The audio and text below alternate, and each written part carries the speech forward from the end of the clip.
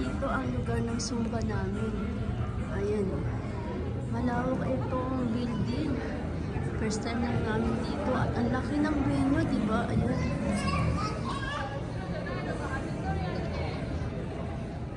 At meron din sa baba. Marami rin mga tao dito. Siyempre, tayo sa Zumba natin. Kanya-kanyang ginagawa pag nagpapahinga na dito sa Zumba. May mga nagtitito, may mga video, kanya-kanya na kwentuhan, yung mga martes. Ganda rin dito kasi yung mga Zumba namin. Kasama ko dito sa Zumba, mga Pinay. Sa iba't ibang lugar, meron dito yan. Ito yung Iwata, Kukuroy, Hamamatsu.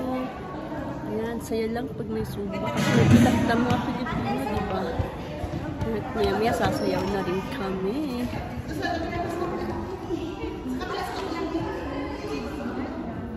Ayan.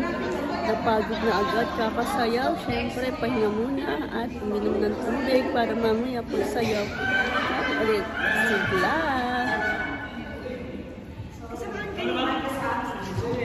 Warm up muna bago mag-umpisa ang Zumba. Practice para mamaya kabisado na ang sayaw, diba? Saya-saya ulit makapag-Zumba. Minsan lang kasi sa isang buwan.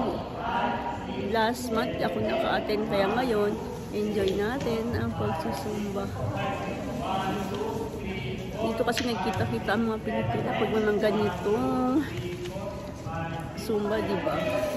Pero di kami magkakakilala, dito lang kami nagkakilala. May mga nagtitinda ng mga pagkain Pinoy dito, nakain ko na nga yung isa eh. Di ba, makakain yung tayo mga Pinoy foods. Sayaw tayo. Ayan, mamaya ulit. Ayan, may mga meeting kami dito. Ayan, ang mga Zumba girl ng Japan. Kukuroy, Iwata, Hamamatsu.